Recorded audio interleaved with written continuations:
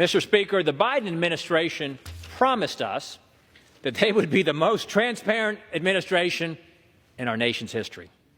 Unfortunately, but not surprisingly, they've not followed through on that promise.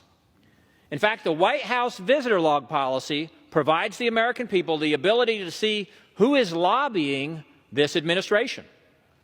However, the Biden administration has made significant efforts to ensure this policy is nearly impossible to take effect as intended. Despite Republicans sending correspondence to the administration requesting the disclosure of this information, the White House has not followed through and remains highly secretive. While they've released some portions of visitor logs, the American people deserve full transparency. Here's just a few examples of the Biden administration's secrecy. The White House has deliberately omitted Hunter Biden's visitor logs from the database. They've made it apparent that no records of visitors to the Delaware residence exist, but when asked to disclose the details, they denied any intent to publish visitor access logs at the president's Delaware home. But mind you, the president has spent well over 200 days of his presidency at that location, which was also investigated when confidential classified documents were found.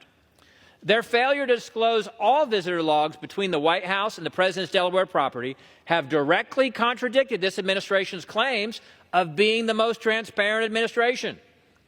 These failures prove the administration's commitment to, quote, restore integrity, transparency, and trust in government is merely lip service. We've seen this all across all levels of the Biden administration, whether it's the press secretary selectively allowing only cherry-picked questions, or the White House hiding the visitor logs to his retreat in Delaware, where he was keeping classified documents. This amendment would simply require the White House to be transparent and prohibit them from failing to disclose visitor logs in a timely and accurate manner in any way. We can no longer allow the Biden administration to use a lack of transparency as a shield to mask their actions from public accountability. I urge my colleagues to vote in favor of this amendment, and I reserve.